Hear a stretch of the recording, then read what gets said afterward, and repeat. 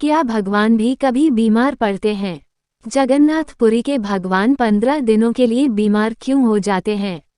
आज हम आपको बताने जा रहे हैं क्यों जगन्नाथपुरी में भगवान 15 दिनों के लिए बीमार पड़ जाते हैं। प्राचीन समय की बात है, जगन्नाथ जी के एक भक्त माधव दास हुआ करते थे। माधव दास अकेले रहते थे और भगवान जी का भजन किया करते थे। उन्हें संसार की कोई परवाह नहीं थी। संसारी सुखविलास से बहुत दूर रहते थे। माधव हर रोज मंदिर में दर्शन करने के लिए आया करते थे। उनका सारा समय भगवान का नाम लेने में ही निकल जाता था। एक दिन अचानक ही माधव दास बीमार पड़ गए। उनकी तबीयत खराब हो गई और वह उल्टी दस्त से ग्रस्त हो गए। उनका शरीर बहुत कमजोर हो गया, परंतु उनकी कोई सहायता करने आता तो माधव दास उनको मना कर देते।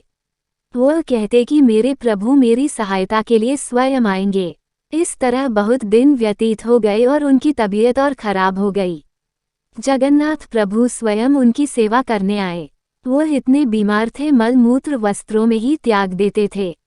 भगवान जगन्नाथ अपने हाथों से उनके वस्त्र धोते, उनकी संपूर्ण सेवा करते।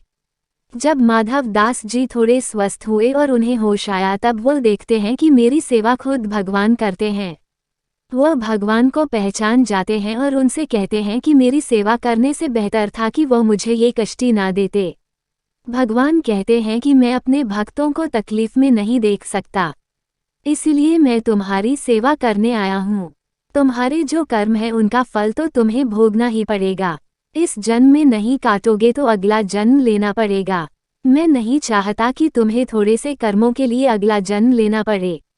माधव दास कहते हैं कि प्रभु मुझसे ये पीड़ा और नहीं सही जाती। भगवान जगन्नाथ उनके 15 दिनों का प्रारब्ध अपने ऊपर ले लेते हैं। तब से जगन्नाथ भगवान 15 दिनों के लिए बीमार रहते हैं।